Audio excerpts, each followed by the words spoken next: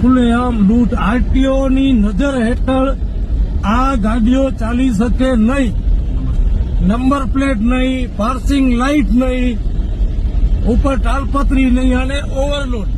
તમે વિચાર કરી જુઓ કે પૂર્વ કચ્છમાં દારૂ ખુલ્લેઆમ વેચાય, આરટીઓ ટ્રાફિકના નિયમના ધજાગરા ઉડે, છતાંય પણ કોઈ કહેવા વાળું નથી આ લોકોને. આ જુઓ, આ ચાલે છે આરટીઓનું ભ્રષ્ટાચારી તંત્ર. પૂર્વ કચ્છ આરટીઓનું ભ્રષ્ટાચારી તંત્ર. ચૌધરી સાહેબ, ધ્યાન આપજો. હવે તમને કહું છું, આવી રીતે ચાલે છે. અને આ જ રોડ ઉપર આ મેન હાઈવે છે, અહીંયા આગળ અનગિનત અકસ્માત થાય છે. હવે આવી રીતે પૂર્વ કચ્છમાં ગાડીઓ ચાલે છે આરટીઓના નિયમો તોડીને. જુઓ, ઓવરલોડ ગાડી છે, તાલપત્રી નથી, ટોટલી આરટીઓના નિયમના વિરોધમાં ગાડી ચાલે છે.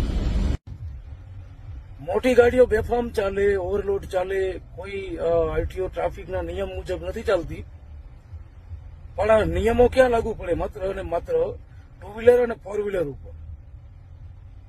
ખરેખર શરમજનક બાબત કહેવાય. જ્યાં માલ મલાઈ મળે છે, ટ્રાફિકને મલાઈ મળે છે, આરટીઓને, ત્યાં કરીને તમામે તમામ નિયમો તોડી અને બેફામ ગાડીઓ ચાલે છે, માણસો મરે છે. અને જ્યાં આગળથી એમને ખબર છે કે મલાઈ કાંઈ મળવાની નથી અને તાનાશાહી ચલાવવાની છે, એ ટુ વ્હીલર અને ફોર વ્હીલર વાળા લોકોને ટ્રાફિક વાળા પરેશાન કરતા હોય છે. આપણે ભુજમાં જોયું છે ને અન્ય જગ્યાએ જોયું છે. પછી પોલીસની બ્લેક કાચ વાળી ગાડી હોય, નંબર પ્લેટ વગરની ગાડી હોય તો એમને છૂટ. નિયમ બધા માટે સરખા છે, પોલીસ હોય કે પ્રજા હોય. શરમ આવી જોઈએ તંત્રને કે જ્યાં મલાઈ મળે ત્યાં કરીને તમે બધી છૂટ આપો છો, અને જ્યાં આગળ તમને ખબર છે કે મલાઈ નથી મળતી ત્યાં કરીને તમારી તાનાશાહી વાપરો છો, ત્યાં કરીને તમે કાયદો વાપરો છો.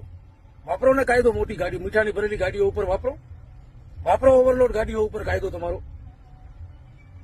પૂર્વ કચ્છમાં તો બેફામ ખુલ્લેઆમ તંત્ર ચાલે છે. આરટીઓ, હું તો કહું છું કે હપ્તાખોરી તંત્ર ચાલે છે પૂર્વ કચ્છની અંદર.